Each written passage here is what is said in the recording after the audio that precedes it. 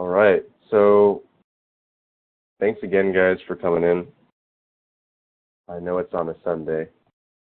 If you have any better times that might work for you, please always, you can email me here, nicholas@secondchancemcat.com, and I will definitely try and make a time that works best for the most amount of people, because I feel like live sessions are more valuable in a lot of circumstances than recorded sessions, because you can ask the questions that you have confusion about, and you can engage with other students as well.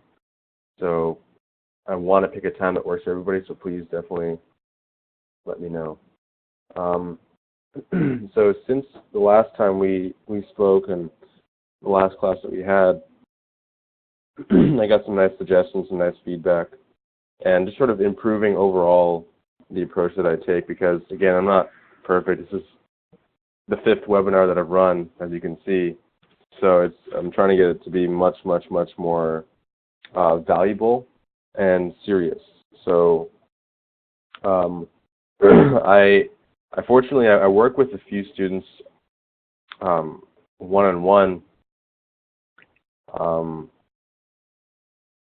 and I'm getting a lot of feedback, and I'm getting a lot of questions that are kind of the same for a lot of people, and I kind of just wanted to run through those questions first, ask you guys if you had any quick questions that you wanted me to cover today, and then we're just going to jump into as many passages as we can get into. So the first thing is that there seems to be a major problem when it comes to analysis. So, for example, when you look at this boogeyman method, every time you finish a practice passage or test, you're supposed to be analyzing it. For example, if you set yourself up for 8 hours of practice in one day, let's say it's day 1, and you give yourself 8 hours of practice, well then like that night or the next day, you got to go back over everything. And this is something that everybody does. But the way they do that, I'm finding, is very, very, very inefficient, if not just plain out wrong. And so I kind of wanted to touch on, when you guys are taking all of these passages, like it's almost worth nothing if you don't analyze and really make sure that you go over it well. So one thing that I'm going to put on the agenda for today is that after we go over a passage, I'm going to break down exactly what I'm approaching when I'm trying to study for something. How am I approaching it as it fits through the overall method of studying by yourself? Because if we are studying by ourselves, which I recommend, you cannot fail on this step. This step is probably the most crucial step, because it's going to guide you on what you need to study and what your mistakes are and what you're doing right and what you're doing wrong. So I found that this is a big, big, big issue, because students will be asking me, like, why do I get such and such questions wrong? And that shouldn't be a question that they need to ask me. You know, they can figure it out for themselves, but they can't. They really don't know how. The second thing is there seems to be some confusion between drilling and practice. And so practice, again, is section bank, tests, quizzes, things like that. And then you analyze it. Analysis is basically asking yourself this checklist and filling out your spreadsheet, the spreadsheet for the terms and stuff, the questions. Yeah, this thing is study bucket. And then organization and drilling, those are both about flashcards. So Quizlet is what I choose to use, but yeah, organization and drilling are both about flashcards. So you have practice tests and passages, filling out the spreadsheet and asking the checklist questions, and then you have flashcards over here. So that's another big thing that I saw confusion on. And I'm working on an ebook that's going to explain all this so that we don't have to run through it every time next time. We can all have the copy of the ebook that explains everything in detail. Let's see. Oh, yes, and data interpretation seems to be a huge problem as well for a lot of students this past week. Data interpretation, meaning, when you're on a passage. Let's see if I can quickly fish out one. So like, yeah, like anything really, like any basic table, anywhere where there's some data, some tables, some things like that. There seems to be a lack of focus when it comes to data interpretation, because I'll get this question often, like, how did you know what to go back to? How did you know where in the passage to look for? So I'm going to try and see if I can go over that in a real passage today as well. Okay. And yeah, I mean, there are many other points, but oh yes, the last point I wanted to talk to you guys about was I got a question from somebody, and she asked, I took a next step test, and I got a 506, and then I took a Kaplan test, and I got a 500. Why does my score go up and down? Which one's a better predictor? And she didn't really like my answer, I don't think at first, but basically the answer is you have to look back at behavioral science and think about locus of control. Somebody who has an external locus of control will fail an exam and say that the professor graded too hard. Somebody who has an internal locus of control will fail an exam and say they didn't study hard enough. And when somebody's blaming the difference between Kaplan and next step, this is an external locus of control, okay? The question should be, what am I being so inconsistent about that's making my scores go up and down? That's the real question. And it is the case. I mean, it's inconsistency. If you haven't built the habits, right, you're not studying correctly, you're not following everything strictly. There are gaps and holes that you need to plug that you can improve on. This is how you're going to get better. And so then the next question was, how do I measure my progress? You measure your progress simply by a few different areas. One is, your raw score. Are you getting more questions right? Number two is, are you following the strategy to a T? Are you basically able to say yes to all these questions consistently?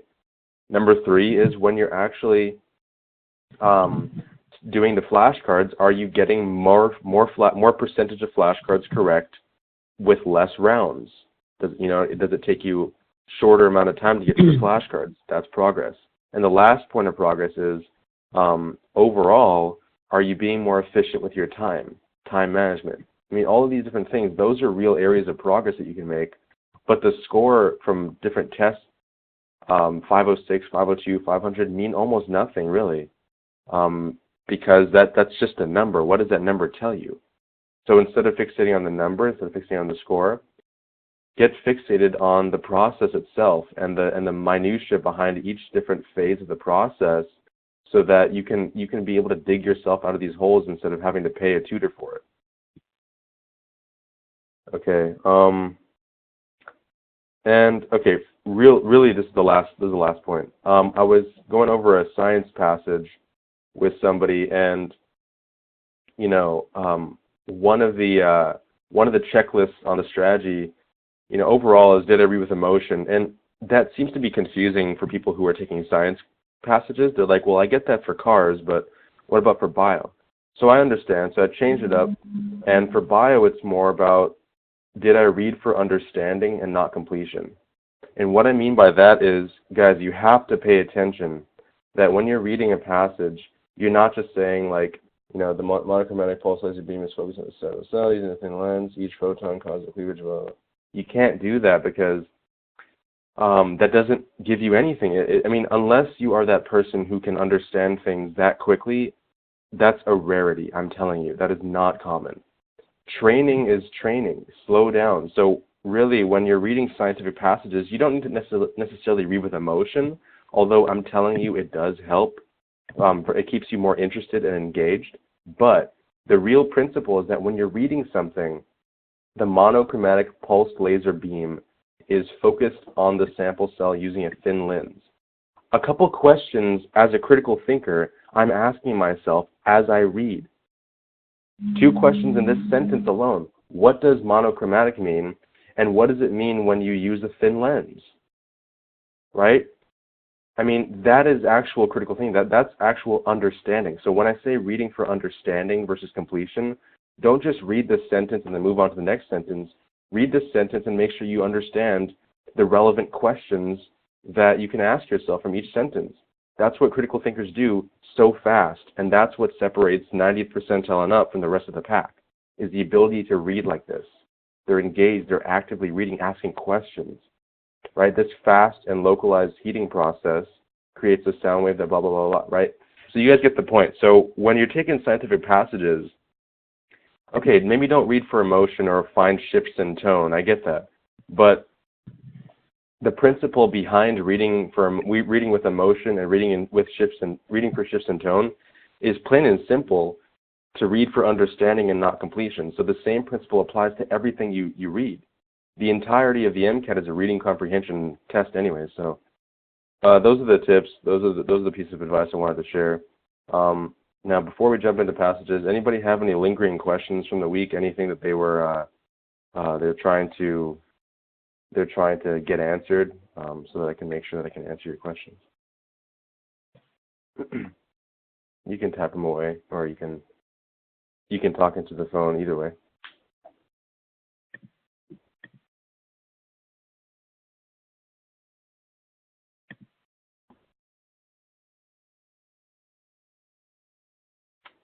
Okay, so no questions. All right, so what kind of passages would you guys like to do today? Anybody have a suggestion?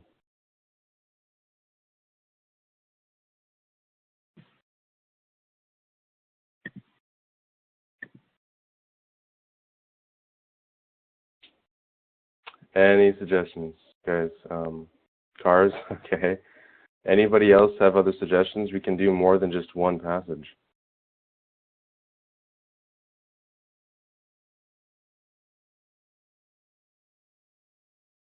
PS? Is that psych, soc, or physical sciences? I don't understand the difference.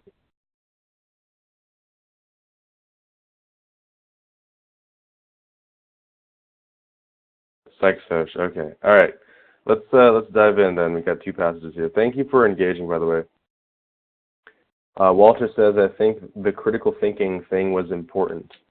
Yeah, guys. I mean, seriously, I'm really working on putting together this ebook, because this ebook's it's free, by the way.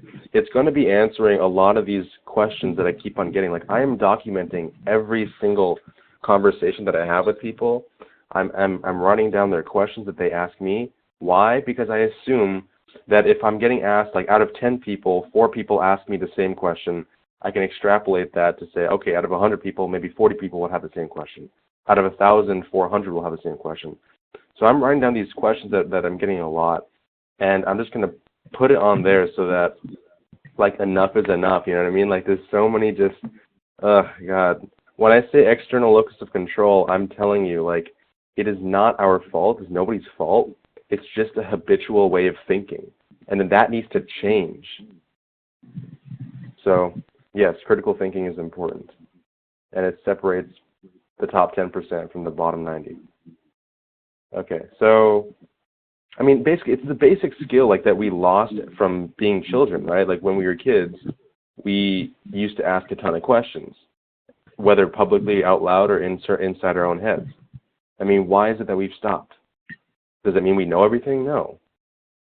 But there's some sort of a stigma between not understanding something and failure and like, somehow being worse of a person. You know what I mean? So it's like, that's got to change if you want to grow. If you have that sort of block in your brain from asking questions, the first time I admitted that I didn't know something was the most freeing thing ever, because it killed my ego. But when I did, like, when I got used to how much I didn't know, I started asking all kinds of questions. My knowledge started to surpass so many people. And it's this kind of thing that nobody ever talks about that really is the difference. These emotional intelligent issues are really the difference in a lot of cases. These habits that people form of questioning versus not questioning, of, you know, blaming outside forces versus not blaming outside forces. So yeah, very, very, very important things that we will definitely discuss in detail when I write this book. Okay, so psych, what we got here? This thing, yeah.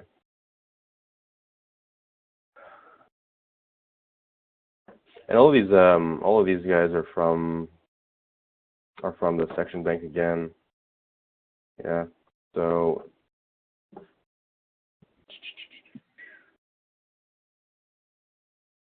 we can go over this one.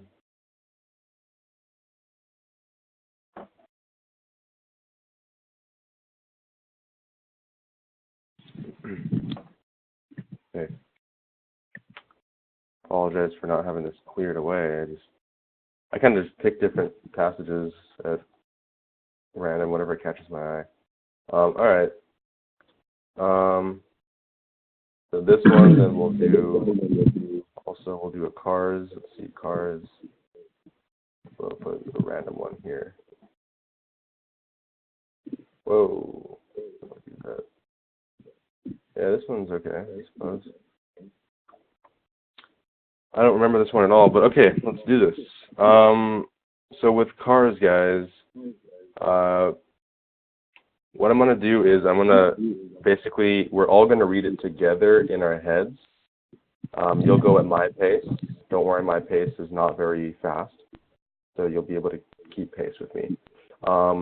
Yeah, and we're going to try to answer the questions. I'll give you some silence to answer the questions on your own, and then I'll try to answer it my way. So that way, at least you get some direct feedback, and it will stick in your mind more, the differences between your approach and maybe my approach. So real quick to review the strategy with cars, again, it's about reading with emotion and trying to look for the shifts in tone if they are present. So, for example, what I mean by that is, again, quickly, when you have an argument, an easy way to find out what's the main argument is by these words like, but or yet or however or whatever, like those kind of words where it's like, yeah, cookies are great and tasty and all, but they're also unhealthy and this and that and everything else. So you can tell that my argument is not in favor of cookies because of that shift in tone. And so because there's nobody reading this passage to you, you can't hear the tone of their voice, but you can at least find these words and get the tone shift that way. And the best way to do this is by pretending that you are the author here. So in this case, it's Miss or Mr. Bame, and what you want to do is you want to pretend that this is your script, and that this passage is your script. You're an actor or actress, and basically, because this author was so passionate, he or she wrote this because they cared about it, we presume.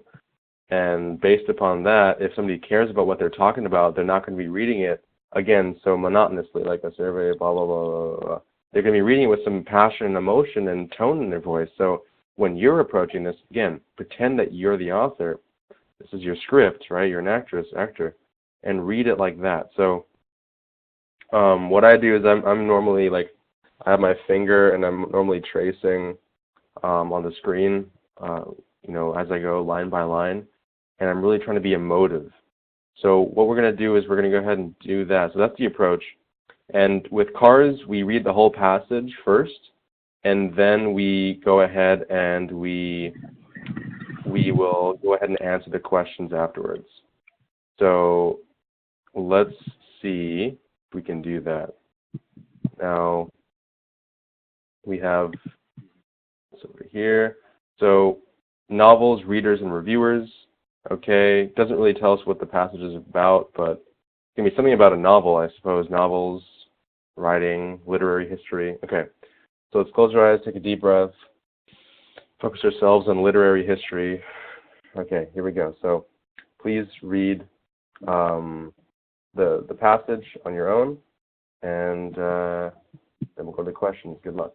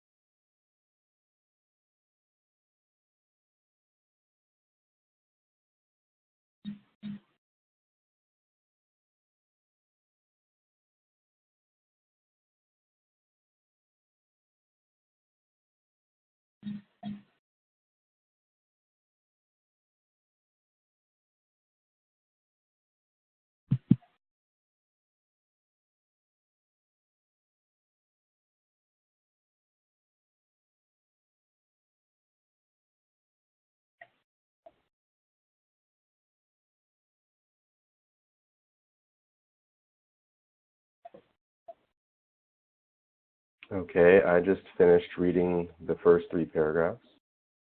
I will leave the 3rd paragraph up in case you're not done yet.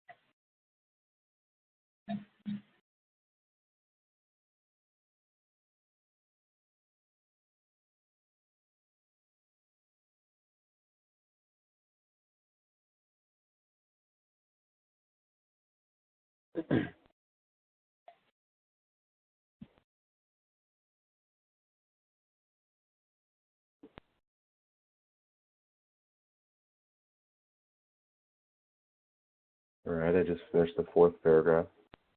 And we got one more.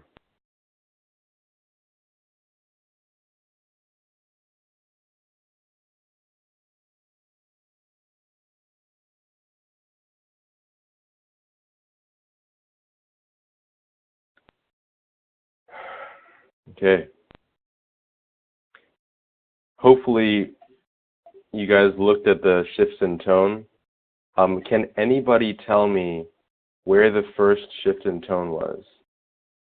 What was the phrase that they used that shifted the tone?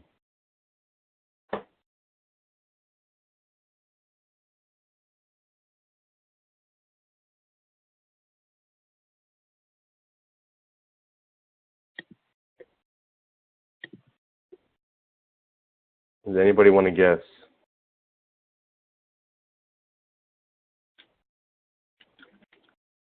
Yeah, absolutely. Yes, it's this powerful critical myth. Exactly. Great job, Walter. Yeah. So the shift in tone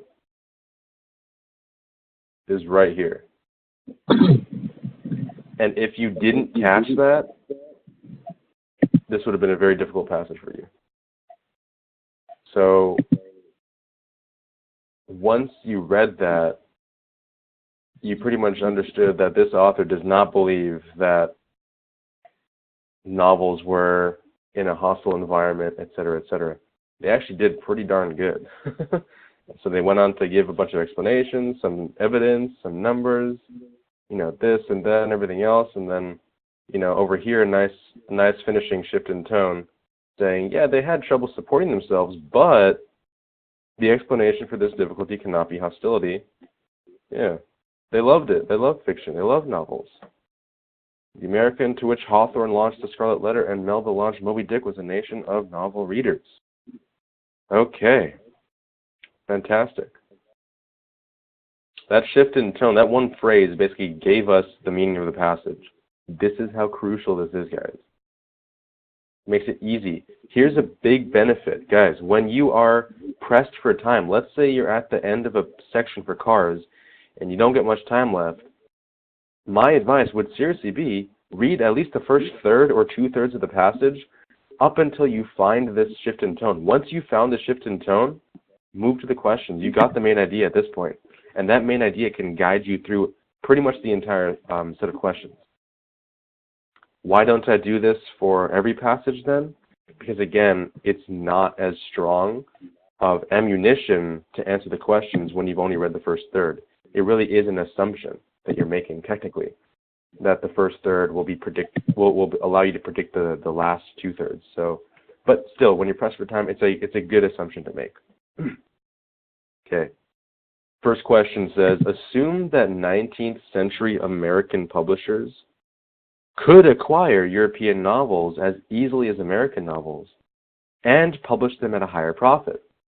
Would this information, if true, further the passage author's argument? What do you guys think?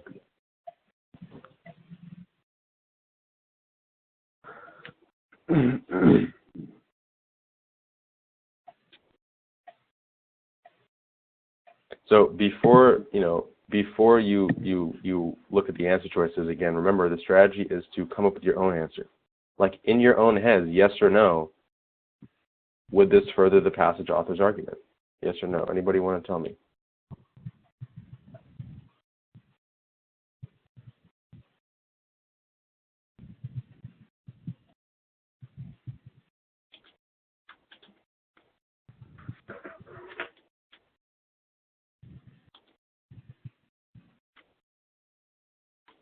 So Walter's saying his answer is yes, because it would prove that European literature wasn't being attacked.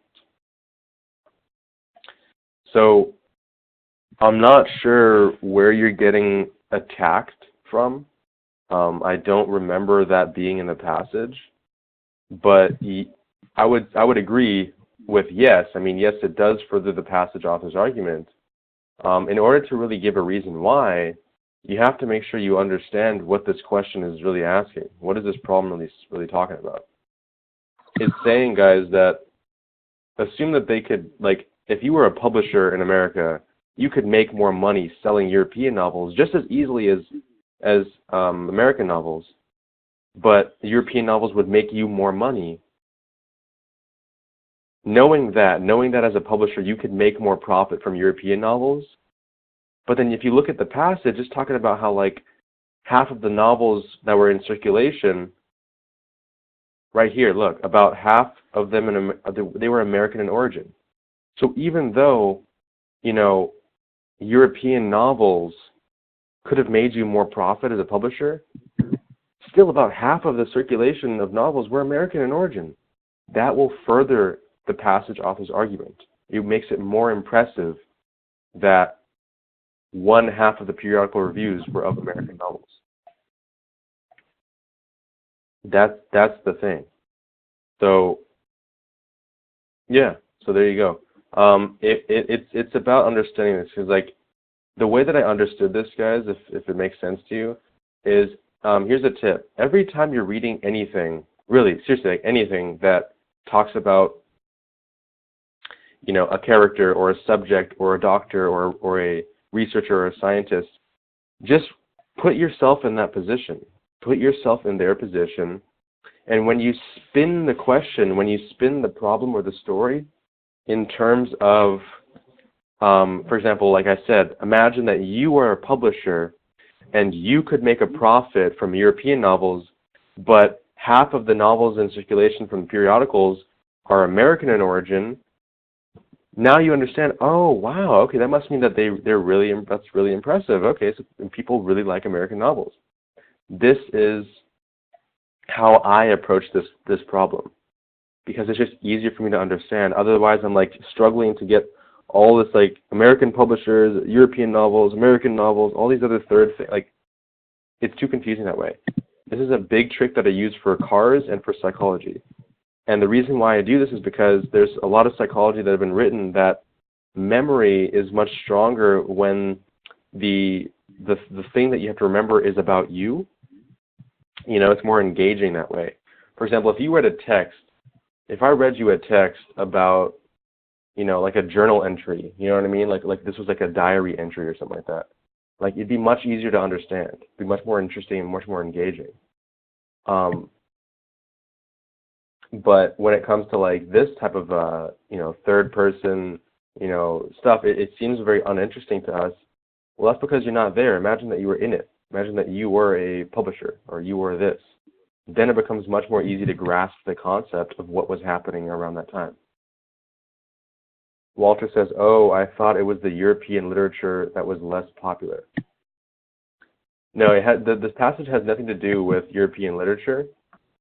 As you can tell from the shift in tone, this passage is about debunking the myth that American novelists and fiction novels had a rough time in this you know, 1840 to 1860 period. It had nothing to do with European novels, really, if you think about it. About debunking this myth. And again, supporting it back in the end of the passage, yeah. And just look to the shifts in tone, guys. So when you're taking this passage, when you are actually working on this cars passage, highlight the shifts in tone, like exactly like I did. I didn't want to do it while I was reading because you guys were watching me. But when I'm actually reading, the only things that I highlight for, guys, are things like this. That's it. That is all I highlight. I didn't highlight anything in here, nothing over here, nothing over here. I highlight probably this. And that's about it, guys. Just that word. And then this third one. So I've only done like 3 things. Like basically, let me delete this one too. Basically 1, 2, 3 things. That's all I highlight. I just highlight the shifts in tone. Why? Because it focuses me on the main idea every single time. I don't get lost with all the other nonsense. And it's proving to be very effective, especially when managing 10 passages over 90 minutes. It keeps me focused, and yeah. So that's how I'm able to really nail the best possible answer, because it's the one with the most support and least rationalization every single time. When I'm focusing on the shifts in tone and the main arguments, it's always going to be the case, guys. So, yes, there you go. Number 2, which of the following assertions is not clearly supported? Not clearly supported. So which one has, what are some of the claims that he made that didn't really have any research backed up? Well, you can kind of intuitively say, you don't have to think and write it out because that takes too long. But in your mind, you kind of know what were the kind of claims that he had evidence for. For example, he had this whole paragraph right here was evidence about, book reviews and publishings and the number of magazines and all this other stuff.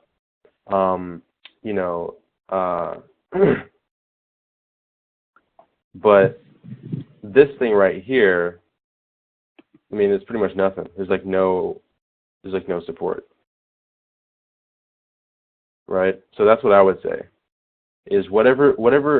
So the reason why I'm saying that, because that's not really a good explanation. The reason why I'm saying that is for me, an argument can be boiled down into a few things. Let me type them out here, so you guys understand what I'm saying. Whenever I'm looking at an argument, if I'm listening to somebody talk, if I'm reading what they're writing, it doesn't really matter.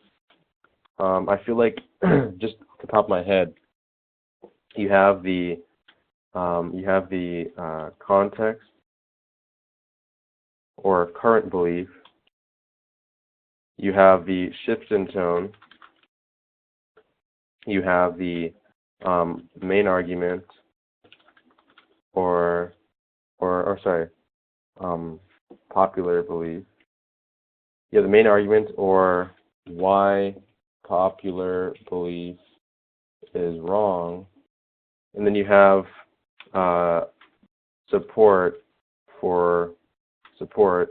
evidence, basically. Evidence, which is basically support. So why you're right, basically. Why your belief is right. Why your belief is right. And then you have, basically that's it. And then you have, your conclusion, things like that, where you basically just conclusion, basically repeating the popular belief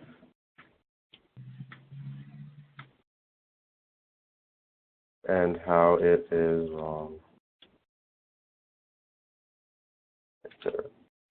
Yeah, so basically that's it. When you're looking at when I'm looking at arguments, as soon as I read the reason why I said that that the shift in tone will be in the first 1/3 to 1/2 to 2/3, whatever, right? Basically the first 1/3 of the passage, is because this is how I'm looking at arguments. They're not going to give you the conclusion first. They're not going to show you evidence first. They're not going to just blatantly say why the popular belief is wrong if they haven't even given you context of why that belief is wrong. So now you know they have to give you some context first, but between giving you that context and giving you their main argument, there has to be something to let you know that they don't agree with that popular belief. So this is the logic behind how I came up with what argument structures are. And so it's really helpful to kind of have this in the back of your mind, and they'll give you a much better way of predicting and grounding yourself at every passage that you read, argumentative or not. If it's not argumentative, which is rarely the case, then it is going to be a much more straightforward read. It'll be more boring, but it's much more straightforward, much more detailed, and like, numbers or data or fact-based. Then at that point, it's more about MSLR. It's more about what has the most support in order to answer the questions correctly. But for the bulk of the passages in critical analysis and reasoning skills section, it's going to be pretty much framed like this. All right. Hopefully that makes more sense. So now, when we're coming back here, you guys see how it's like the top paragraph right here is like the context, or you can even like do this real quick. So like, yeah, you see how the top paragraph right here. Let me zoom out real quick. Yeah. The top paragraph is the context or the popular belief. Then you have the shift in tone that I've highlighted. And then you have the main argument, right, which is the rest of the sentence, yeah. So then you have the evidence for that, like, why your belief is right, which is the bulk of it, right? The bulk of it is. Then you have the conclusion, which is repeating the popular belief, and how it's wrong, right? This is the popular belief, and it's wrong. Okay. So that's basically the structure, and you'll see how it translates well into other passages as well. Yeah. Okay, let's go back. So we were saying, which of the following assertions is not clearly supported, right? So now you guys understand how when I'm looking at the passage, I'm looking at, all right, I know that the most support, the evidence portion, right, is here. So whatever is here is going to have a lot of evidence. Whatever is in the conclusion or the context is usually going to have the least evidence. And so I'm betting that this claim over here, which is new, right, is going to have the least evidence. So that's my answer, and I hope that makes sense to you. And so if we take, this is my answer, and then we're going to go ahead and compare it. We'll just see. We'll use some bracketing to make sure that we're right, just to make sure, which is not clearly supported. So we got 19th century American writers now considered major had difficulty supporting themselves by writing. That's exactly what I'm saying. So I'm thinking it's A, but let's look at B. Many novels were being written and read in the U.S. from the 1840s to 1860s. Yeah, so that's definitely supported. And then this versus C. American novels were well received. Again, there's plenty of support because that's like the main argument. So he has to have evidence, or she has to have evidence for that. A versus D. The periodical press grew in size. Absolutely, it talked about some like 180,000 or 200,000, something like that. So yeah, it definitely had evidence there. So as you see, my guess was correct, and there's a good reason why. Because it's using logic and it's using the structure of arguments and using MSLR. So like, it's not luck, basically, is what I'm trying to say. Maybe it's a little bit luck, but you're giving luck a better chance of working for you when you approach it with a strategy instead of just sort of up in the air, like, maybe it's this, maybe it's that. So this is the real strategy as to how I'm approaching it. Bless you. That's okay. So what role does the sentence Scottish, and by the way, I think M said yes. Good. Okay. So yes, it is for A in the previous question. Okay. What role does the sentence Scottish common sense philosophy should not be described as an American phenomenon play in the passage? Okay. Guys, really, really important. Again, this is how I answer this question every time. Same thing. MSLR, right? Like, point blank, guys, like when it says what role does this play, it is as simple as you think. You basically find the phrase and see, where along this argument, where along this structure is it? Like, is it in the context? Okay, so then the role is it's giving context. Is it in the shift in tone? Okay, so it's like about, telling the main argument. If it's in the evidence, okay, it's about supporting or setting something up.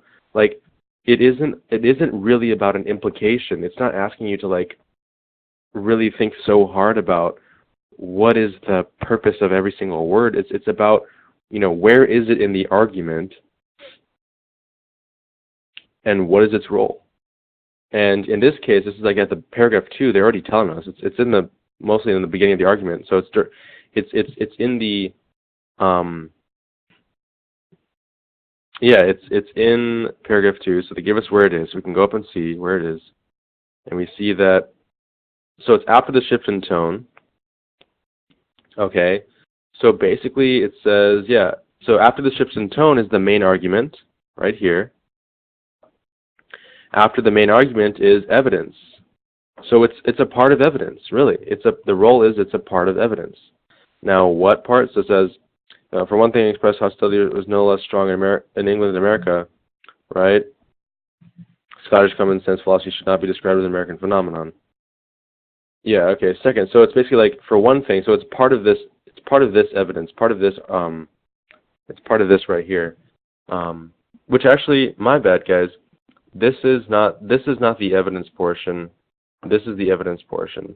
This is the argument right here. He's saying number 1, number 2, number 3. This is his main argument. I apologize for that. But yeah, so this is actually the main argument section, not the evidence section. So there you go, even simpler. The role that this sentence played is just telling us his argument or telling us her main argument. That's basically the role. So let's go back and see. Okay, so that's basically what I'm saying is that, like, okay, the role it's playing is it's within the main argument, right? Telling us why something is wrong. It's basically the role it's playing, and that's what I'm gonna stick with. So let's look at A. It introduces a point that will be developed later in detail. Not necessarily, not this sentence, but I mean it's not too bad. It's not too bad, I would say. A versus B. It offers additional support for the points made in the preceding sentence. Yeah, exactly. It gives more support to whatever main argument he was trying to make, right? For one thing, blah, blah, blah, blah, and then this sentence came in. So that makes more sense. I feel like B is much more simple, much more supported than A. So I'm going to cross out A here. Because later in the passage, I didn't remember seeing it later in the passage, so that's why I know that it's not as supported as this. Yeah, that's supported. It's true. It was offering some additional support for that first argument, which I'll show you again just so that you're clear on it. But right here, for one thing, expressed hostility to fiction was no less strong in England than in America. And then before he gets onto, or she gets onto the second thing, this sentence is. So that sentence is basically supporting this previous sentence here, which makes sense. Let's look at B versus C. It reminds the reader that hostility to the novel originated abroad. The exact opposite, I think. B versus D. It suggests that common sense philosophy was hostile to fiction. So again, that's requiring a lot of rationalization as compared to B. So B is still the strongest answer in this case. This is a strange question, guys, so I want to make sure that if you have any questions on this one, please let me know, because whenever it says what role, people often really, really, really rationalize hard on these types of questions, when in reality it's just like, okay, where is it in the structure of the argument? All right, let's look at the sentence. Okay, cool. All right, and then which one has the most support, least rationalization? B. So any questions with any problems with that? I remember in the past I had a lot of issues with this stuff. So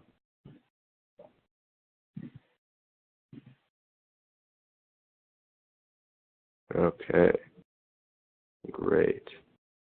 You guys are masters.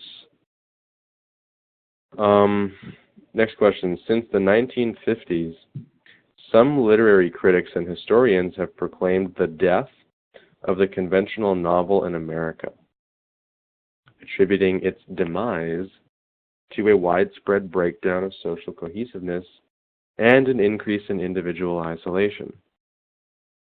This death of the novel theory would be logically consistent with which aspect of the passage?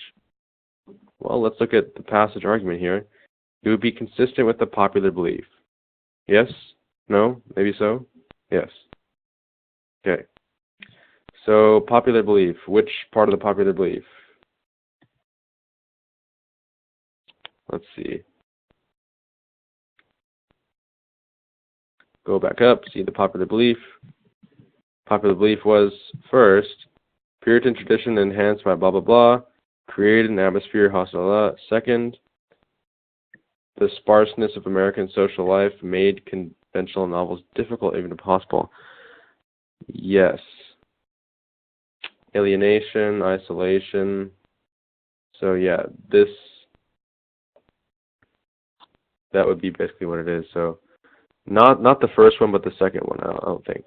First one is the Puritan tradition. The second one was about the sparseness of social life, I think, is the one. Yeah, individual isolation and demise, breakdown of social cohesion. So it's going to be the second one. Are you guys with me? It's definitely going to be the one that was in the popular belief section of the argument, but was not the Puritan tradition one. It's going to be the one that's about the isolation, whatever, the second point. So let's look. So this is the popular belief, A versus B. So this is the popular belief, but it's talking about the Puritan tradition. Let's look at B. This is the popular belief, but it's talking about the second one. So this is the one that I think was stronger than A. Remember? So B versus C. Research findings, no. So it's not part of the research findings. It's not part of the research findings. It's part of the myth. It's part of the popular belief. So we know it's B because, again, this is where that would be consistent in. Okay. Awesome possum. Questiones on that one? Preguntas, I should say. No. Okay. If the information in the passage is accurate, again, guys, like, I know how to do all this stuff. So it's really for you, and I want to make sure that I'm answering your questions. So just please don't feel ashamed to say stop, slow down, go back, and I will do that. If the information in the passage is accurate, okay, which of the following would one least expect to find? Least. In a randomly selected American magazine published between 1840 and 1860. What would you find in an American magazine between 1840 and 1860, guys? What would you find?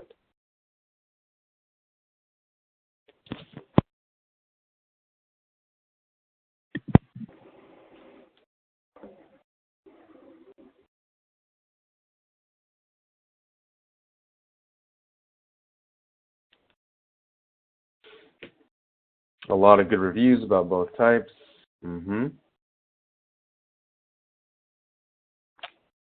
Okay. All right, basically something, fiction, right? Yeah.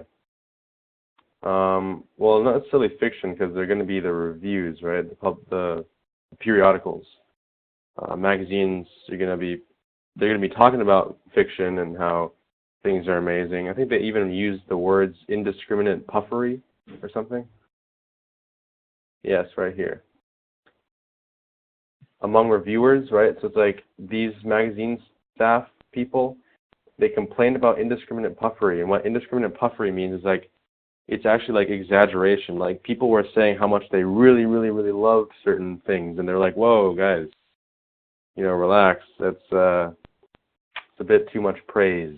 I think it's like excessive praise is how you define it. But yeah, basically you're going to find that stuff. You're going to find excessive praise. Now, excessive praise, they love it, everything's fantastic. A versus B. So an article lamenting the abundant reviews of novels by 19th century American novelists. So what does lamenting mean? Let me look this up real quick. Lamenting means mourning, expressing regret or disappointment, complaining. I wouldn't say complaining, it's more like expression of grief or sorrow. It's basically like, it's like somebody's like, oh God, yeah, complaining, basically like complaining. So you would expect to find this, remember guys, because again, we just saw that people, like magazine staffs, were complaining about how many reviews were being published with indiscriminate puffery. So you would actually find this. Does that make sense? So yeah, great job, Walter. Lamenting is basically complaining. It's like, oh God, not again. That's basically what this is, yeah. Great. So versus B, an editorial decrying Americans' hostility towards their own indigenous fiction. What does decrying mean? Publicly denouncing, condemning, criticizing, attacking. They decried human rights abuses. So you're basically saying that an editorial that says, you know what, Americans, we are hostile towards our own indigenous fiction. Americans hate our own this. We hate that. You know, things like that. I think that could also be complaining. No, it's not at all. Not at all. Decrying. So lamenting is much more complaining than decrying. Lamenting is seriously like, it's like moaning, like, oh God. That's like lamenting, or even more sorrowfully than that. It's more about like expressing grief. Decrying is exactly like what it's about. It's like decrying is like when you're publicly saying something that you believe in. You know, so replace the word decrying with publicly stating. So an editorial publicly stating Americans' hostility towards their right, and this is absolutely not the case. You would not find them, because according to our own interpretation, they love the fiction. In fact, there was abundant reviews of how good the fiction was. So I would say which one's least expected? I would say compared to A, B is much more unlikely. A favorable review, yeah, again, we're definitely going to see that, so it's unlikely to least expected. An essay reflecting the influence of Scottish common sense philosophy, yeah, again, definitely not as, so with MSLR, right? With MSLR, we don't know that we wouldn't be able to find this. However, we do know that we wouldn't be able to find this, according to the evidence presented in the passage. So remember with D, people might want to pick D. They might want to pick D. Why? Because they might think to themselves, oh, they never really talked about Scottish common sense philosophy, so it must be that D is the right answer. And that's not true, because the absence of an argument is not an argument, right? The absence of evidence is not support. You can't say that because they didn't talk about it, then we're somehow we're least likely to find, you know, the publication about that stuff. Just because they didn't talk about it doesn't mean we're not able to find it. However, if the information in the passage is accurate, as it says here, so basically saying based on what we know in the passage, and we don't know much about D, but we do know a lot about B, which one has the most support and least rationalization? B, by far. D just doesn't, we don't have enough information to make a good decision based upon support, and that answers the question which says if the information in the passage is accurate. So that's why B is stronger than D, and it's an area that's really important, guys, that you understand. All right.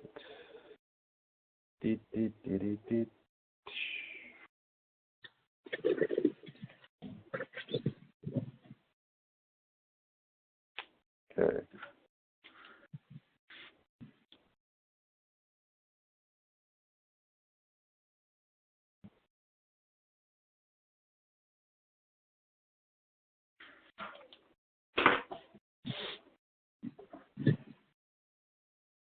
think we have one more question. Oh my gosh, 2 more questions. Oh boy. All right. The author treats the ideas of those on magazine staffs who set themselves up as guardians of critical integrity as what?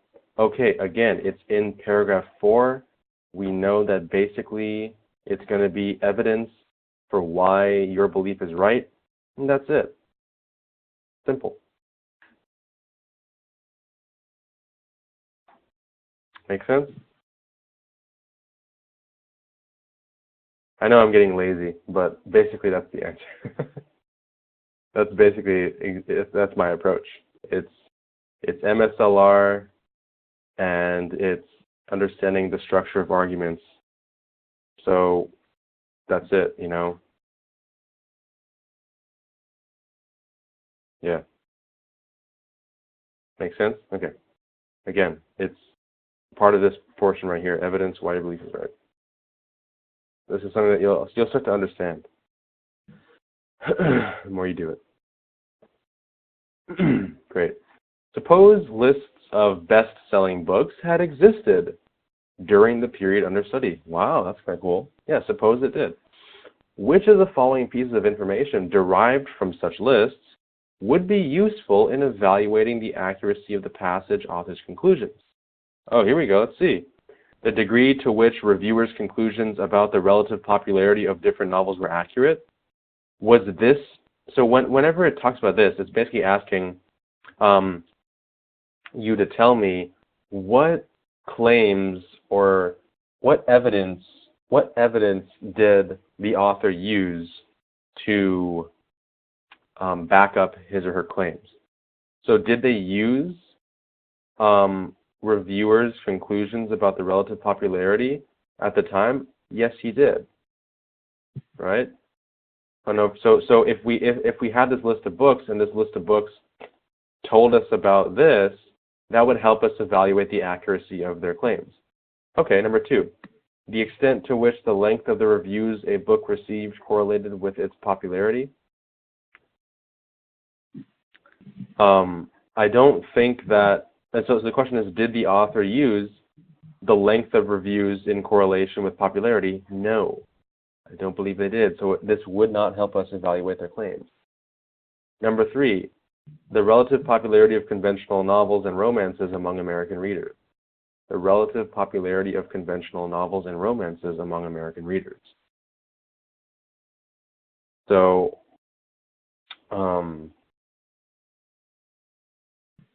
the relative popularity, yeah. So, would this have helped us? The whole argument was about the relative popularity. So, yeah, absolutely, this would have helped us. So, the answer in this case is D. Yeah. All right, great job. What was that sentence with omnibus reviews saying? Let me see. What was that sentence with omnibus reviews saying? Let's see here.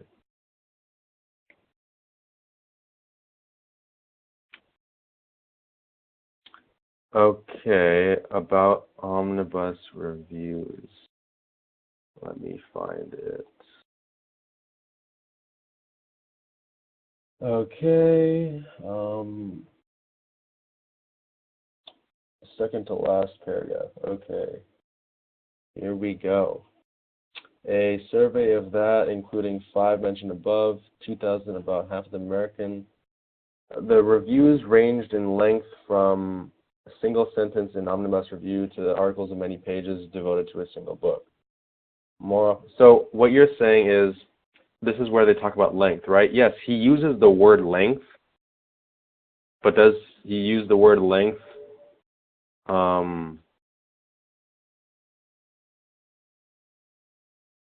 in correlation with its popularity? Like, is he basically saying that the longer the review, the more popular it is? Is that what he's saying? There's no correlation he's suggesting. There's nothing like that. He's just basically stating how there was many types of reviews with different lengths. Exactly. So that's what he's saying. So the extent to which the length of reviews a book received correlated with its popularity, No, they never. He never made a claim. He never suggested that in the passage here. So if we go back to it, yeah, it says the reviews ranged in length from a single sentence to articles of many pages, and then that's all he mentions about length. So if he would have said that the reviews ranged in length from a single sentence, which described,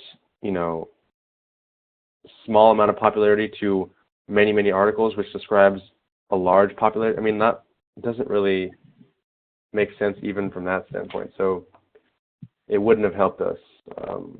It wouldn't have helped us evaluate the author's claims. So yeah, all right. So that's the passage, guys. So now when we're analyzing it, okay, it's really important. You need to be analyzing it for these things. Did you read with emotion? So if you notice when I was reading the passage, for those of you who are in the class, you can actually see my video. On the recordings, you can't see my video. But for those of you who can see my video, I mean, I'm sure when I was reading, you could notice that I was basically bobbing my head back and forth, using kind of hand things, kind of like, doing this, mouthing things out loud, basically getting my body into it because I'm trying to read with emphasis the way that I would read out loud, only it's in my head. But I promise you, when I am reading something, I am reading it exactly how it sounds out loud to you guys. For example, when I read this powerful critical myth, I didn't just read this powerful critical myth, right? I didn't do that. I said this powerful critical myth. And so for those of you who are on in the live session, you see that my head, it looks exactly like this. Right? Like I'm emphasizing it with emotion. That's what I mean. It sounds the same in my head. I'm just trying to translate it out loud for you guys to understand. But basically, that is the case. So when I'm reviewing this passage, I got to ask myself, did I do that? No, yes, okay. Did I circle and highlight the shifts in tone? Let's go back and see. Boom, 1, 2, 3, yes. Did I pay attention to the question stem? Right, I deleted it, but basically, as you can see, I was underlining, circling the different parts of the question stems, like right over here, not clearly supported, and then I erased the rest of the stuff. But over here, individual isolation, social. So these are the things that I'm talking about. Least expect to find. These are parts of the question stems, paragraph 4, that I'm talking about when I say pay attention to question stems. Did I use bracketing? I think this should be up.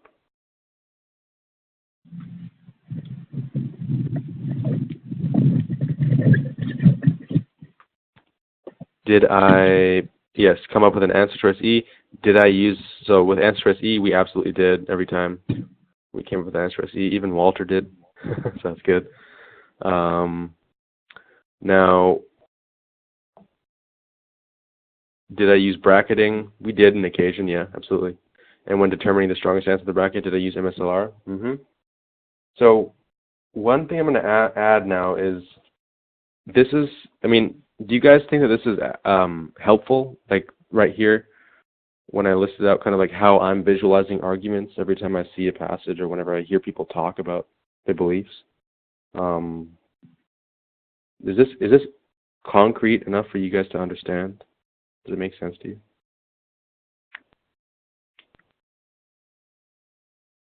Hopefully. Because if it is, then I'll add that to the checklist to make sure that you guys understand what's going on. But yeah, so that's part of analysis. Okay, we're going through and we're analyzing it for strategy. Okay, this is crucial. This is the analysis portion. We just finished practice, so now we're analyzing for strategy, and there you go. So if this was a scientific passage, we would also analyze it for content, and we would fill up our study bucket spreadsheet. But it's not, so we're going to move on to a psychology passage now, as promised.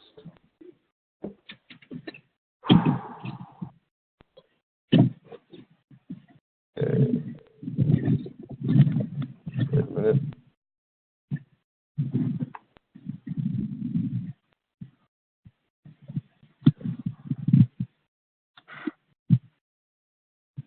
Which one did I have open? Oh, yes.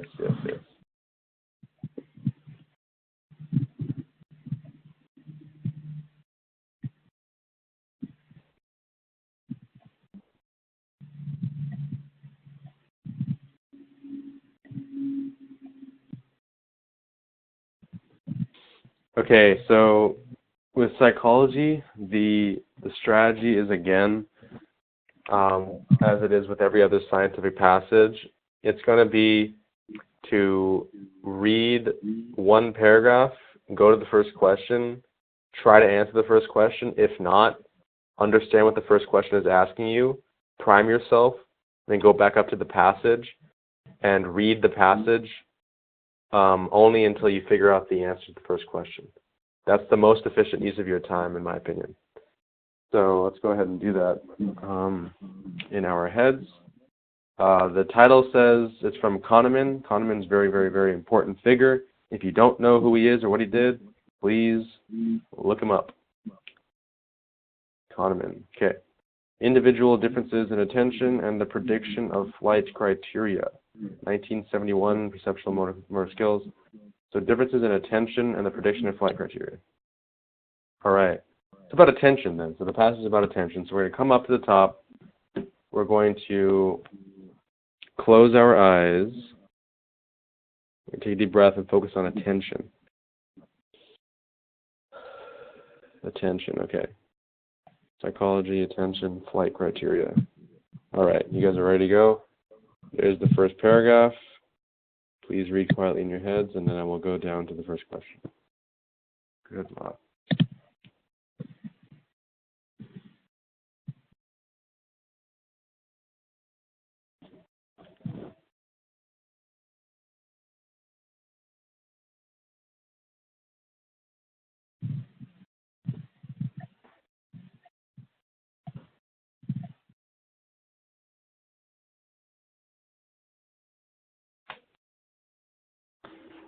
Okay, so basically they needed a good measure of effectively studying how they can redirect attention so that they can test and predict flight ability. Okay. In phase 1, the researchers instructed participants to perform which task? Do we know what phase 1 is? No? Okay. Well, let's read real quick to see what kind of things they're asking. Basically, we're looking for something about shadowing the attended ear, shadowing unattended ear, recalling information presented on attended ear, repressing information. Okay, great. Let's go ahead. Now that we're primed, we know what we're looking for, we have to see what did researchers instruct participants to perform. And brief tangent, okay, again, remember my tip. Every time you're reading anything about subjects or experiments or participants or whatever, especially in psychology, try to replace those nouns with you. Instead of saying the researchers instructed participants to perform the task, say the researchers instructed you to perform which task. That way when you're learning whenever you're reading the study, it's you who's the participant. You are the person doing it. Because that way you will remember and you'll be able to grasp what the tasks were much, much, much more easily. So remember, what is it that you are doing? Okay. Let's go find out. Phase 1 is basically, so we got to read up until here, I will tell you. Let me zoom out. Okay. Go for it.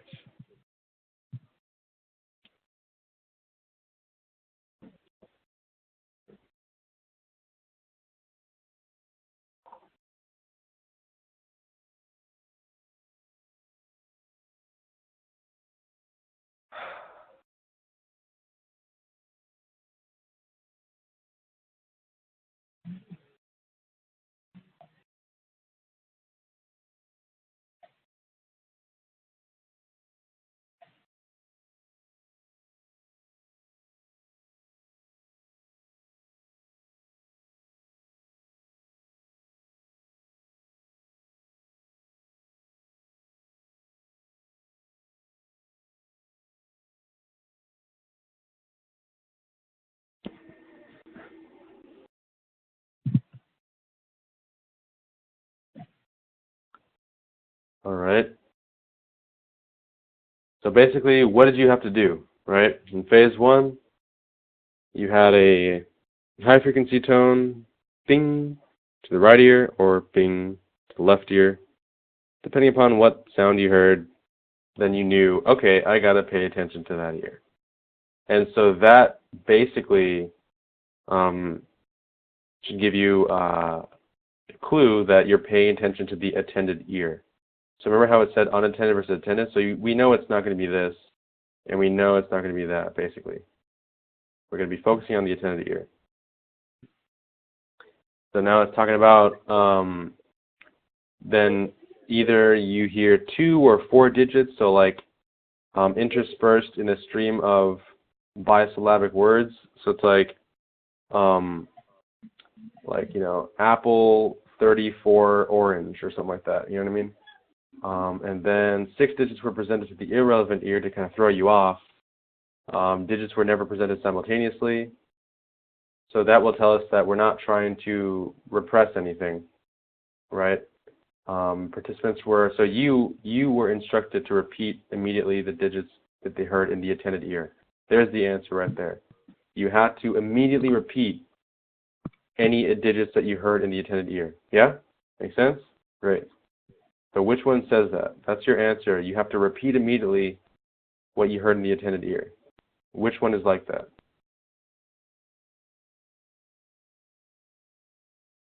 Anybody want to take a guess?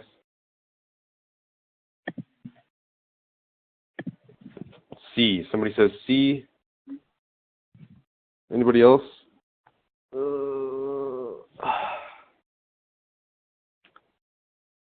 The answer is, Walter, you are 100% correct. It is not C, it is A. Recall is from memory, guys. Great, great job, Walter. When somebody has to repeat something immediately, that ain't recall. So shadowing, if we kind of look it up, but you guys know what shadowing is. It's basically like, you guys shadow doctors, right? What are you doing? You're tailing right behind them. Same thing. So you're basically like right behind whatever digit you hear, boop, boop, boop, boop, boop, boop. You know, you hear 34, then you say, oh, 34, right? Recall would be like if you heard the digits, finished the study, they stopped the tone, they stopped all the noises, then they said, okay, what were the digits that you heard? That's recall.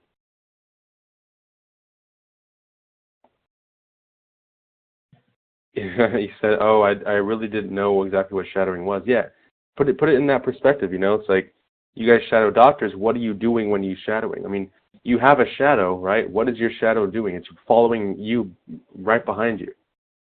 It's always right there. So that's exactly pretty much repeating immediately is basically this. So when you're paying attention to it and you have to like basically right back right behind it. So that's what shadowing is. And recall, you're right. Recall is memory. So it really, really, really is more about shadowing than it is about recall. So yeah, this is a tough question. So now you guys know the difference. That's good. What is the best explanation for the difference in the number of intrusion errors in phase 1? Do we know what the intrusion errors difference was in phase 1? Yes. It's right here. It says most of the intrusions of digits from the unattended ear occurred when participants were instructed to attend to the left ear. So your brain is here, right? This is left, this is right. So when you are hearing something from here, right? They're saying that when you're hearing something, when you're required to hear something and process it and understand it from here, you get much more mixed up than if you were to hear something from here. Correct? That's what they're saying. What is the reason for that?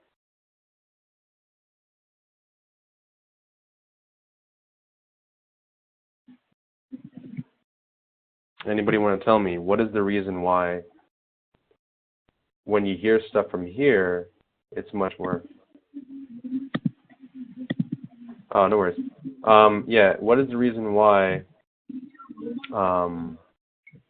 You get contralateralization. Exactly. So basically, but even then, it's like, okay, so you hear these things contralaterally. Okay, so with the when you hear things from the right ear, it goes to the left, and when you hear things from the left ear, it goes to the right. So what's the difference? Why is there more emission errors from the left side than the right? Contralateralization is not all of it. Continue the process. You need to interpret and process the language, guys, and what part of the brain processes language?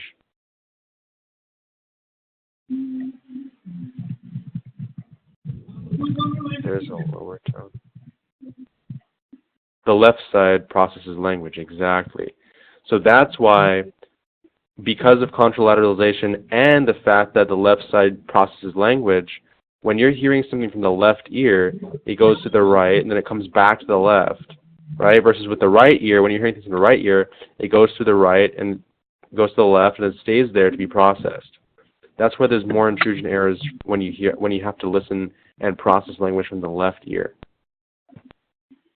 Good job. So basically, that would be it's not the right ear, it's the left ear. And the left ear first goes into the auditory cortex of the left hemisphere. Nope. It first goes to the auditory cortex in the right hemisphere and must be processed by the language areas of the left hemisphere.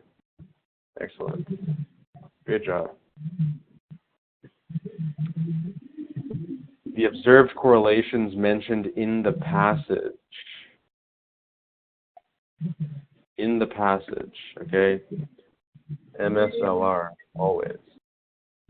Suggest all of the following except what? So what are some of the things that the passage, so first of all, do we know all of the observed correlations mentioned in the passage?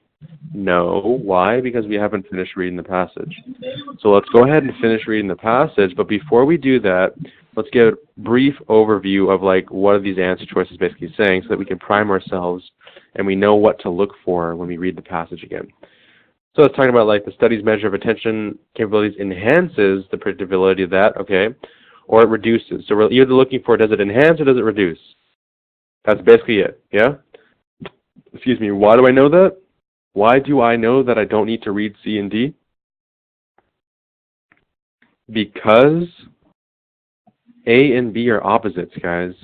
And if the question is asking which of the following suggests this except, right? Like the correlations mentioned in the passage suggest all the following except. When I see the word except, this question stem basically tells me which is the odd man out. And it's going to be one of these two. How do I know that? Because they're opposites. Okay.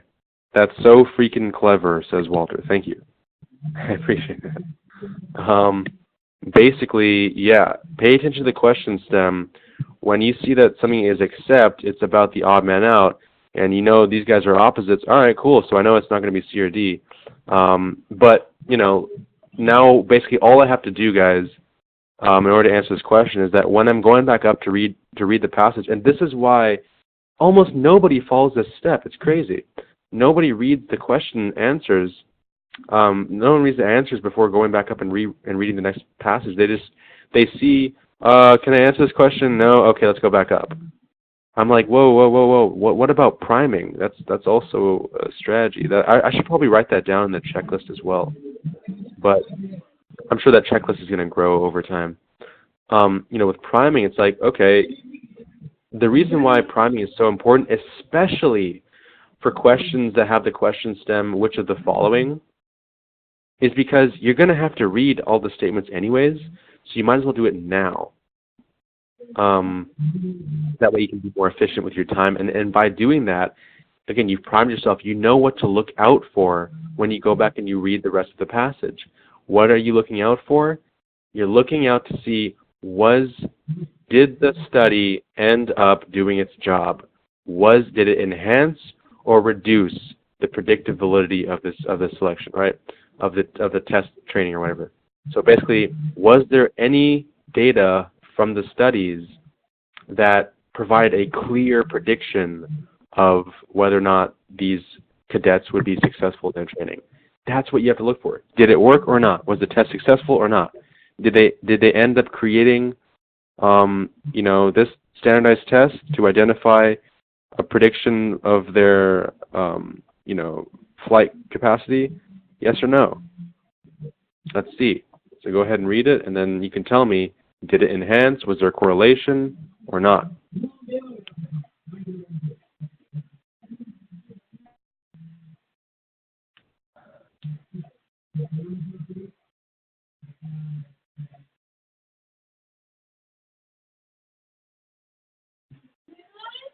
Yeah.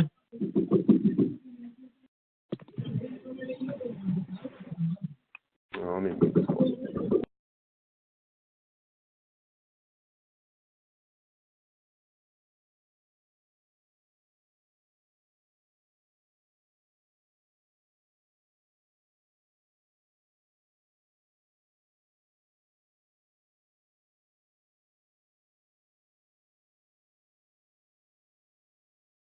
All right. Wow. Sorry about that.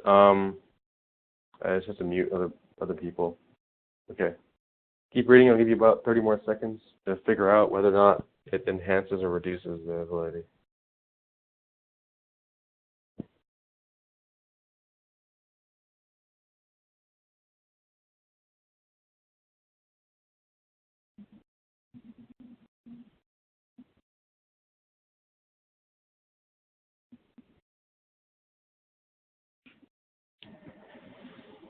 Okay. Anybody want to take a guess? Besides Walter, who has been answering a lot, anybody want to take a guess as to whether or not it was enhancing or reducing the predictive validity? Which one do you think?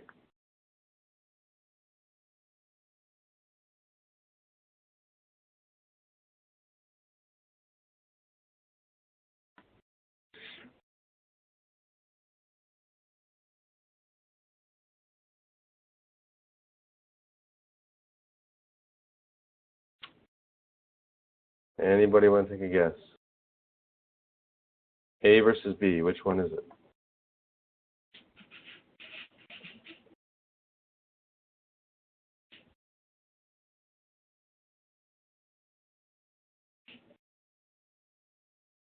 Okay.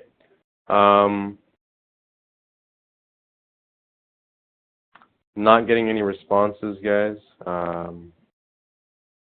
Oh, there we are. So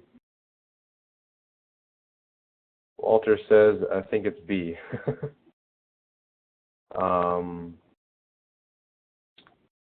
So why do you say it's B? Why do you think it's B?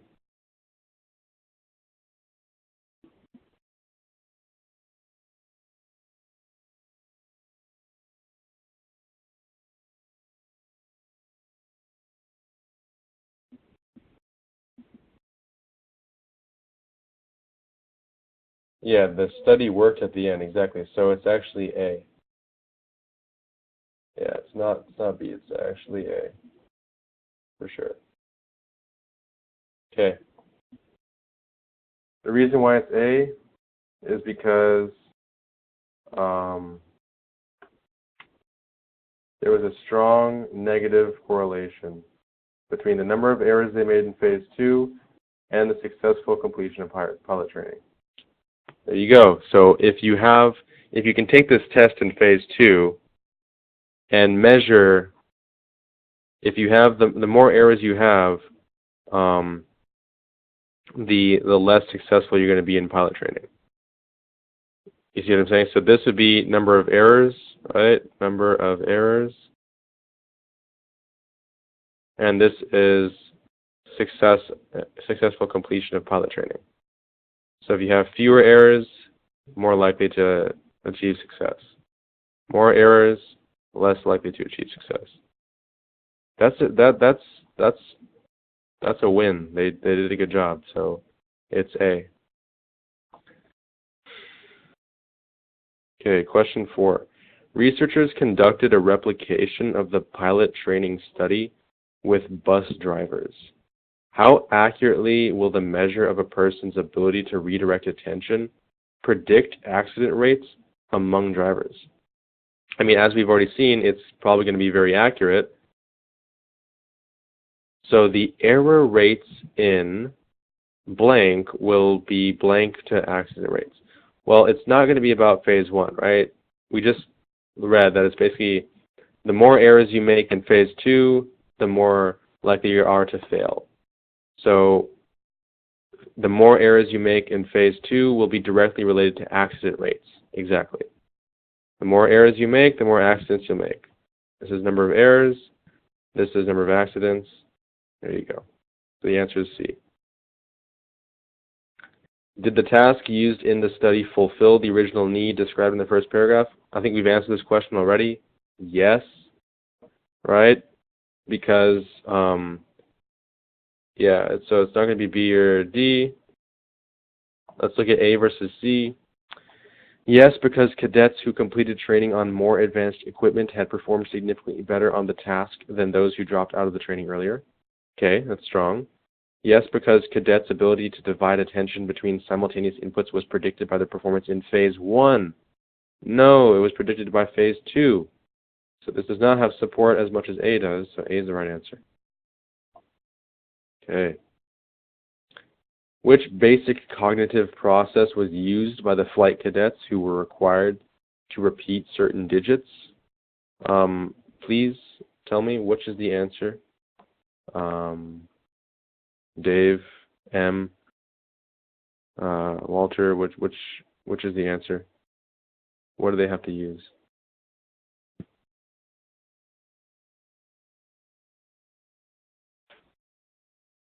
Oh, man.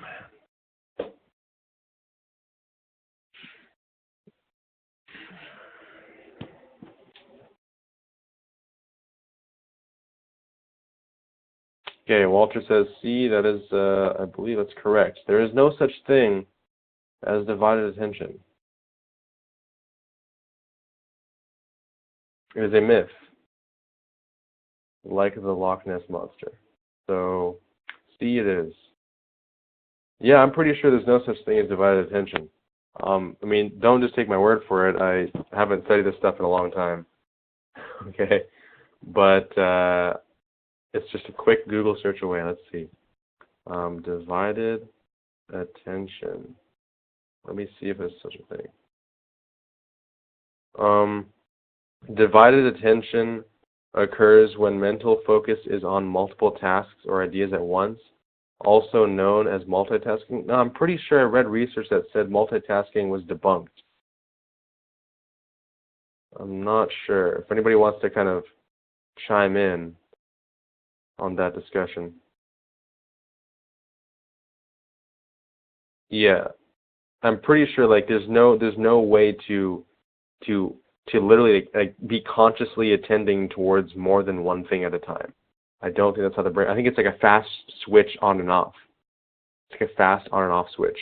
There's a theory that describes that. I can't remember what the term was. I'm sorry. But yeah, I don't think divided attention is a thing. You think you saw that on TV once? Okay. All right.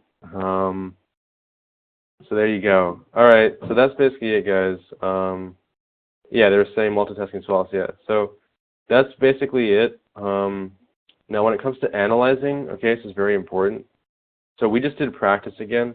Now, on the analysis phase, make sure that, you look at the checklist again. Are you reading for understanding, not completion? I think for a psych, there should be another checklist, right? Psych, basically, did you read for understanding, not completion? Did you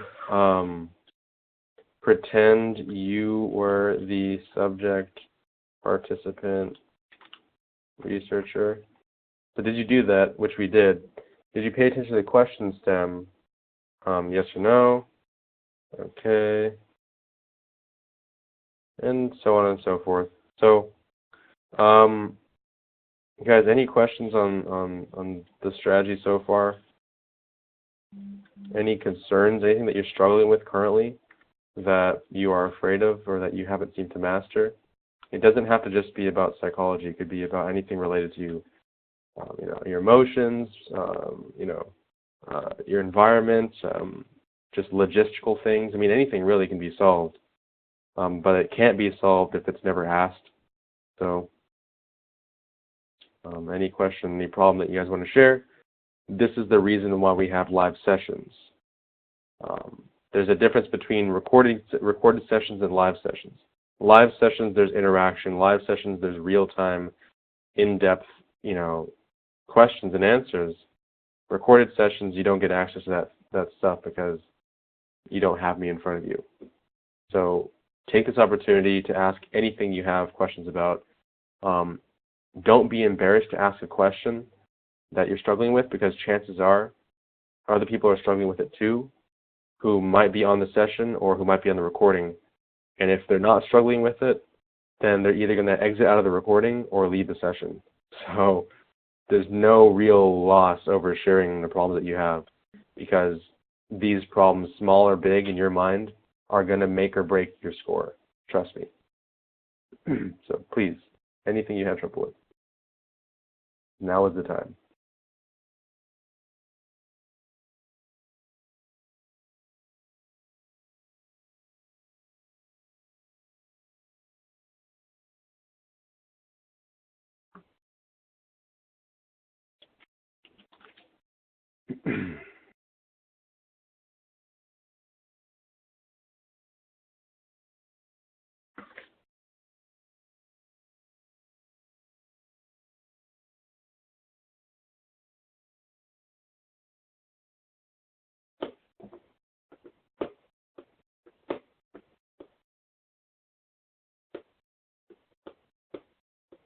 Okay, no questions. Let me see. How do you get the main idea from the passage so fast? Sometimes I feel like I'm working with the wrong information.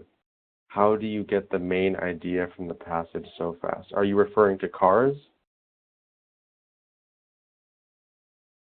Or, yeah, okay. How do I get the main idea from the passage so fast? I don't get it so fast, guys. I don't know if you want to time me how fast or how slowly I read, but let me show you how it is that I get this main idea. It's not as fast as you think. I'm telling you. Let's look at the passage that we just did. Let me see if we can find it.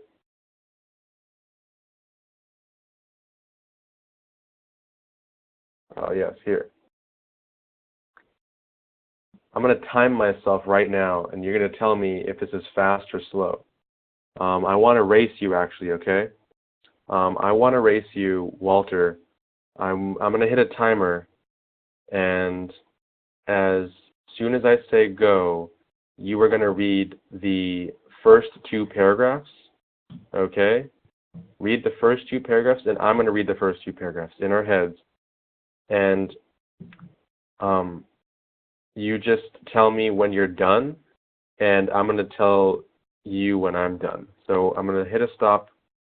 So I'm going to set the timer right now. And this is going to be, I'm telling you, when I say reading for understanding versus reading for completion, you'll understand what I mean in about a couple minutes here. So, and if not, then cool. Then we'll talk about it afterwards. But here we go. Let's do this. 3, 2, 1, go.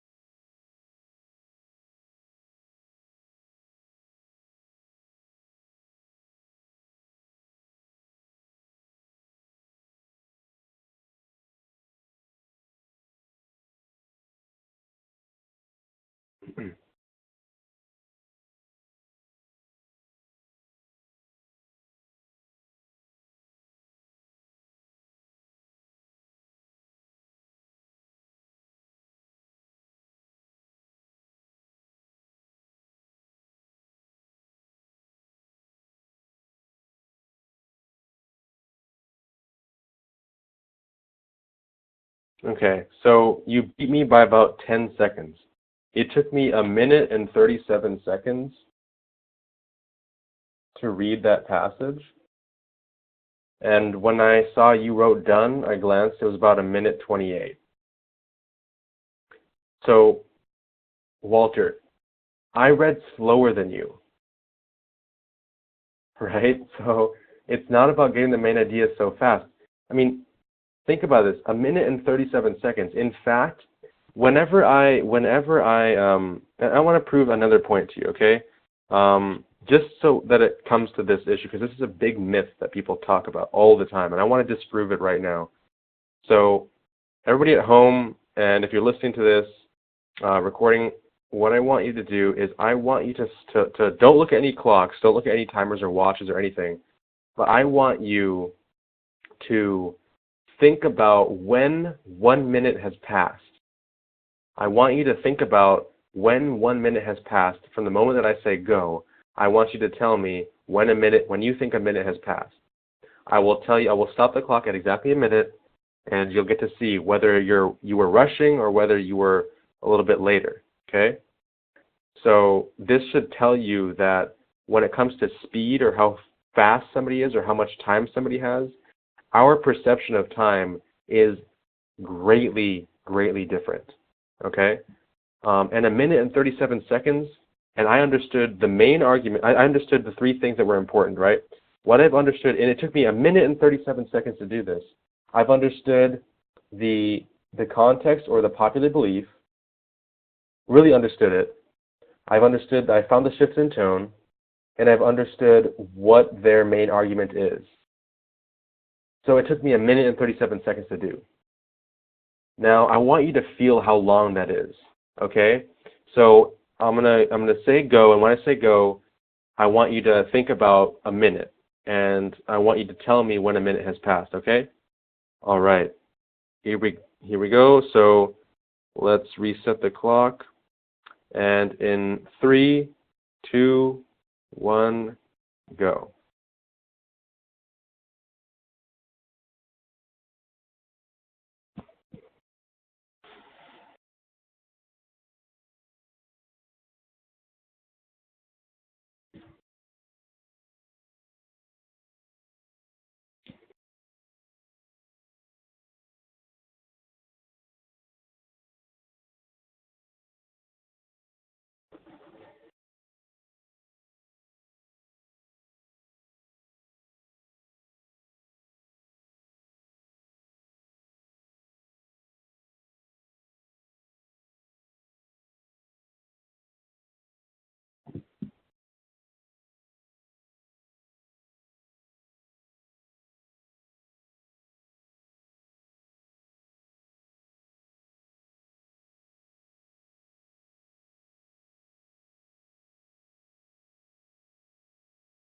Stop.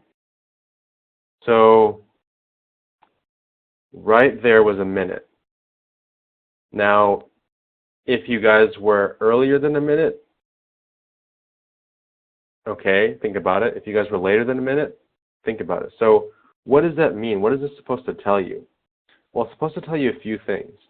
For example, if you were rushing, if you felt that a minute had passed when only like 52 seconds had passed, I mean, chances are, if you extrapolate that, I mean, you're going to be anxious about time. But now think about somebody who, you know, they thought that a minute had passed after like a minute and 15 seconds, right? This person most likely should be pushing themselves to get more focus on time. So somewhere in between is the balance of what time really is. Whether you were early and anxious and super stressed over time, that's one issue you have to solve. Or whether you were later and not really that anxious and trying to take a lot of time and wait for it, that's another issue that you can solve. The point is to kind of balance out and really make sure that you're accurate with your time. And so really the second most important point from that is that 1 minute is a long time. Like, look at the example that I just gave you. I found the context or the popular belief, I found the shift in tone, and I found the main argument or why the popular belief is wrong in a minute and 37 seconds. Okay? So can I afford to find the main argument, shift in tone and context in a minute and 37 seconds? Absolutely. It sounds like almost no time at all. But I just showed, I mean, Walter, you read it in 10 seconds faster than I did. And so maybe you need to take those extra 10 seconds, right? Maybe you need to slow down a little bit. Because, I mean, I've had practice where I used to start where I wouldn't be able to do this until like, you know, let's say it would have taken me maybe a year ago, the same passage would have taken me maybe like 2.5 minutes to find the main argument. But I practiced it with good strategy and good focus, and I tried to improve my time. But I never skipped out on the strategies. I never skipped out on the approach. And my time just slowly started getting faster and faster and faster. So for you, Walter, you know, you got it. You ended up reading the first 2 paragraphs just like I did after a minute and 28 seconds. For me, it was a minute and 37 seconds. Does that mean that all you need to do is now increase the time that you read those 2 paragraphs by 9 seconds? No, because you and I are different. What it means is that you have enough time, and by using the strategies that I'm telling you and trying to explain to you, your time will get this fast. Your time will get as fast to the point where you'll be asking yourself, whoa, how did I get the main argument that fast? So again, speed will come with practice, and 1 minute is a long time. Like, it is enough time. But that's a great question on the differences in perspective of time. So yeah, interesting. Okay, anything else, guys?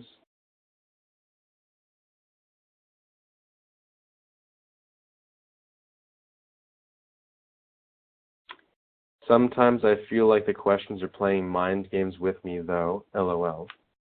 Okay, let me see. So, for example, again, it's the same thing. It's the same thing. Why are they playing mind games with you? Or a better question is, what are you confused about? What is it that specifically is tripping you up? This is why analysis is so important. Essentially, the question that you have to figure out and solve by analyzing is exactly the statement that you're making. You're saying that sometimes I feel like the questions are playing mind games with me, though. Analyze it. Break it down. Literally, what I used to do is I would go word by word, and I still do this sometimes if I need to. Go word by word. Seriously, slow down. Do this experiment. Go word by word.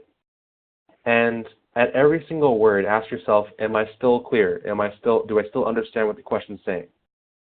And at some point, you're going to hit one word or one phrase that trips you up. Bam. Now you know exactly what to focus on. So for example, here, assume, are you with me? That, are you with me?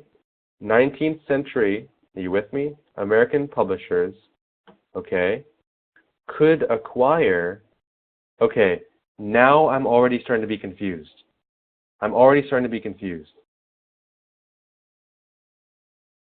Right? Maybe you guys are good, keep going. European novels as easily as American novels. So at this point, I know for almost every single person that got confused in this question, at this point, they should have stopped themselves. If not, at this point. Everything else is priority number 2. Everything else is priority number 2.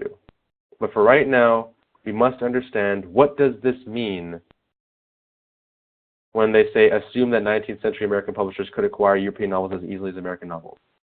That's the first point where I'm confused at. The second point is, and publish them at a higher profit. What does that imply? What does that mean? What does that look like? This is critical thinking, guys.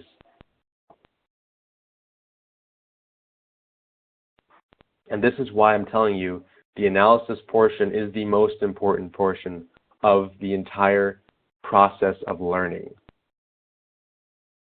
You cannot learn from your mistakes if you don't know what your mistakes are. Okay? I'm going to end it on that note. I really appreciate you guys jumping on. Walter especially, man. I appreciate you being here. asking good questions, and trying to get as much value out of this. Because again, the value that you guys can receive from this course is really what you make of it. So you're welcome. We're gonna go ahead and stop the recording here. For all you guys listening at home, thank you again for listening. And please join the webinar. And if you have a better date and time, if there's a better date and time that works for you, please send me an email. In fact, what I might do is I might make a form and I might send it to a bunch of people and ask them to fill out what's the best date and time. I think that might be best on the weekends, that is. So for now, I will see you next week. Bye.